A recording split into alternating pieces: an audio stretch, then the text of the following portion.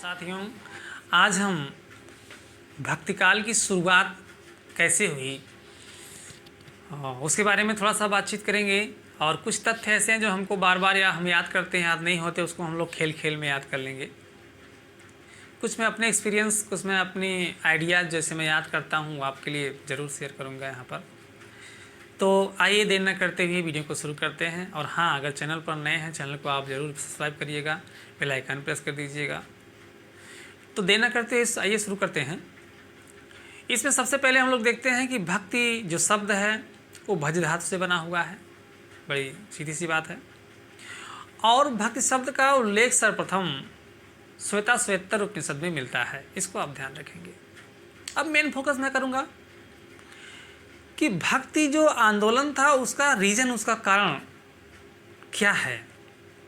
तो भक्ति आंदोलन के उदय का कारण जो है, कई विचारक हैं जो अपने अनुसार अलग अलग मानते हैं, जिनमें 5 विचारकों के नाम मैं आपके साथ शेयर करूंगा।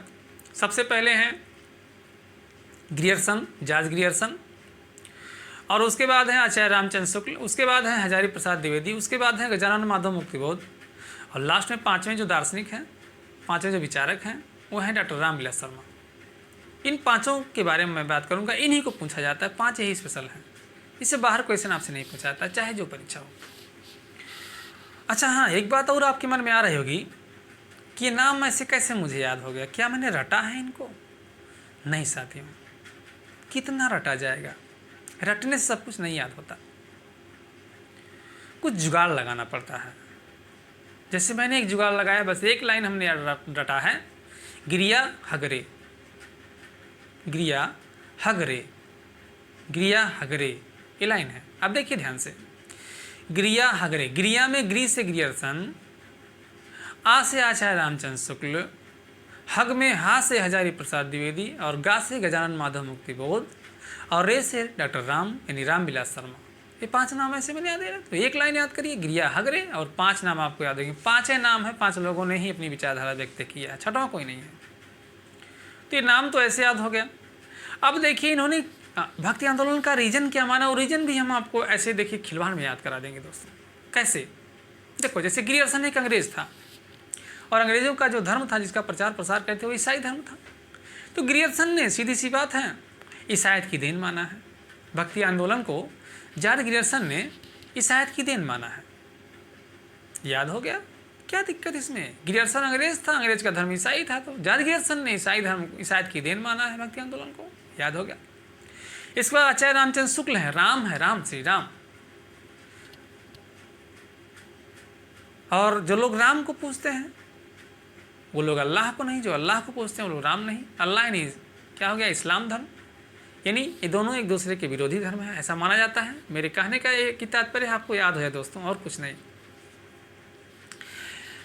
तो आचार्य रामचंद्र शुक्ल ने इस्लामिक आक्रमण को माना है, इस्लामिक आक्रमण की प्रक्रिया को माना है भक्ति आंदोलन का उदय। अब इस्लामिक आक्रमण मतलब विरोधी चीज़ है, और श्री राम उसके विरोधी धर्म। थोड़ा सा आपको याद करने के लिए बता रहा हूँ। तो आचार्य रामचंद्र शुक्ल ने क्या कहा कि इस्लामिक आक्रमण की प्रतिक्रिया ही भक्ति आंदोलन के उदय का कारण है। कैसे है उसको भी मैं समझा रहा हूँ, अभी केवल आप सुनिए। तो रामचंद्र शुक्ल हो गए। इसके बाद हजारी प्रसाद द्विवेदी हैं। इन्होंने कहा कि भक्ति आंदोलन भारतीय चिंतन धारा का विकास है। चिंतन धारा का विकास का मतलब क्या हो गया? हजारी प्रसाद द्विवेदी में हजारी शब्द लगा हुआ है। हजारी मतलब हजारों। हमारे मन में क्या होता है? हजारों चिंताएं होती हैं। तो ऐसे हम लोग याद कर सकते हैं कि भारतीय चिंतन धारा का विकास भक्ति आंदोलन का कारण है। किसने कहा? तो हजारी प्रसाद द्विवेदी ने। हजारों चिंताएं हमारे मन में रहती हैं। चलिए आगे है गजानन माधव मुक्तिबोध। गजानन माधव मुक्तिबोध ने जनता के हृदय में जो कष्ट से थे, जो दुख थे, वो कष्ट और दुख को कारण बताया भक्ति आंदोलन का। तो गजानन तो कष्ट और दुख को हरने वाले हैं। आपने गाना सुना ही होगा कि गजानन हर लो कष्ट हमारे। तो गजानन यानी श्री गणेश जी कष्ट को हरने के लिए तो प्रसिद्ध ही हैं। इस प्रकार हम याद कर सकते हैं। गजानन माधव मुक्तिबोध ने भक्ति आंदोलन का क्या कारण माना है? तो जनता के कष्ट और दुख को ही भक्ति आंदोलन का कारण माना है साथियों। अब हम लोग लास्ट में चलेंगे, जो कि हैं डॉक्टर रामविलास शर्मा। रामविलास शर्मा जी ने जनवादी आंदोलन को ही भक्ति आंदोलन का कारण माना है। जनवादी आंदोलन ही भक्ति आंदोलन का जो रीजन है, ये किसने माना है? तो डॉक्टर रामविलास शर्मा जी ने माना है। तो साथियों, इन 5 लोगों ने भक्ति आंदोलन का क्या कारण माना, उसको हमने चुटकों में याद कर लिया। एक बार मैं फिर आपको सुनाता हूं। ग्रियर्सन ने ईसाईयत की देन माना है भक्ति आंदोलन को। रामचंद्र शुक्ल ने इस्लामिक आक्रमण माना है भक्ति आंदोलन को। हजारी प्रसाद द्विवेदी ने भारतीय चिंतन धारा का विकास माना है भक्ति आंदोलन को। गजानन माधव मुक्तिबोध ने कष्ट और दुख को माना है भक्ति आंदोलन को। और डॉक्टर रामविलास शर्मा ने जनवादी आंदोलन माना है भक्ति आंदोलन को का कारण। तो ये हमको याद हो गया। अब मैं आपको बताता हूँ ये चीज़ें क्या हैं, ईसाईयत की देन क्या है, चिंतन धारा का विकास क्या है। बहुत ध्यान से सुनिए, मैं कोशिश कर रहा हूँ साथियों आपको समझाने का। तो ग्रियर्सन ने कहा ईसाईयत की देन है। कैसे? तो ग्रियर्सन के अनुसार जब अंग्रेज़ हमारे देश में आए तो उन्होंने अपने ईसाई धर्म का प्रचार प्रसार करना शुरू कर दिया।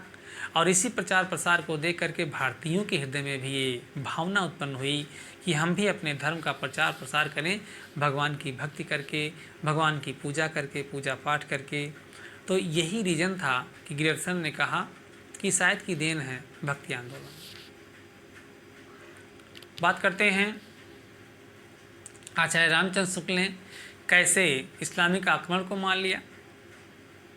तो आपने इतिहास में पढ़ा होगा, मुस्लिमों ने कई बार 17 बार तो कितनी बार हमारे देश पर आक्रमण किया और आक्रमण करके हमारे देश के मंदिरों को लूटा, मूर्तियों को तोड़ा, ये सब किया।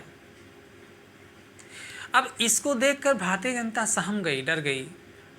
और रामचंद्र शुक्ल का कहना है कि उस समय भारतीयों के आगे भगवान की भक्ति करने के अलावा कुछ रहा ही नहीं। अर्थात इसी कारण लोग भगवान की भक्ति करने लगे और भक्ति आंदोलन का उदय हो गया साथियों। नेक्स्ट हैं हजारी प्रसाद द्विवेदी।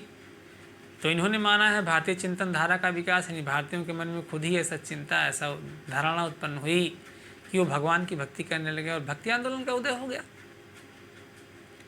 गजानन माधव मुक्तिबोध की बात करें, इन्होंने कहा है कि जनता को इतना कष्ट हुआ, इतना दुख हुआ कि अपने दुख से निकलने के लिए ही उन्होंने भगवान की भक्ति का मार्ग अपनाया और भक्ति आंदोलन का उदय हो गया।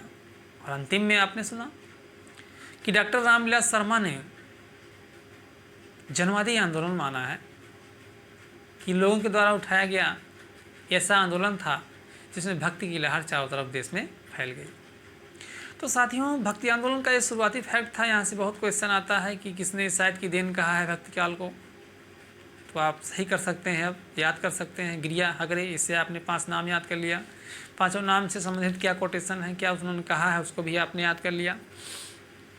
तो इस वीडियो में इतना ही। और भक्ति काल के लिए इस प्रकार का छोटा छोटा वीडियो आपके लिए बनता रहेगा। और ये क्लास, ये वीडियो आपके टीजीटी पीजीटी परीक्षा के लिए बहुत ही बेहद इंपॉर्टेंट होंगे। आपने कमेंट भी कई बार किया था कि टीजीटी के लिए वीडियो बनाइए। तो इस प्रकार मैं आपके लिए छोटे छोटे वीडियो बनाऊँगा और ये वीडियो वास्तव में आपके लिए बहुत ही लाभकारी होंगे। इसमें कुछ चीज़ें आपको ऐसी सीखने को मिलेंगी जो कभी आप भूल नहीं सकोगे, आपको लंबे समय तक याद रहेगी। और होना भी यही चाहिए। ज़रूरी है कि हमको कोई चीज़ याद करें, वो लंबे समय तक याद रहे, परीक्षा के समय तक याद रहे, काफ़ी अच्छा होता है ऐसा। तो साथियों, वीडियो अच्छा लगा हो तो कमेंट ज़रूर करिएगा और वीडियो को लाइक कर दीजिएगा और दोस्तों में इस वीडियो को शेयर कर दीजिएगा। दोस्तों, आपके सहयोग की हमें आकांक्षा है, आपके सहयोग की आवश्यकता है, क्योंकि आपका सहयोग नहीं होगा तो फिर हमारे इस चैनल का आपके बिना कुछ नहीं हो सकता। इसलिए आपसे रिक्वेस्ट है कि चैनल को ज़्यादा से ज़्यादा लोगों तक पहुंचाइए और चैनल को ज़रूर सब्सक्राइब करिए। दोस्तों, चलिए, नमस्ते। मिलता हूं फिर अगले वीडियो में आपसे। तब तक के लिए जय हिंद, नमस्ते।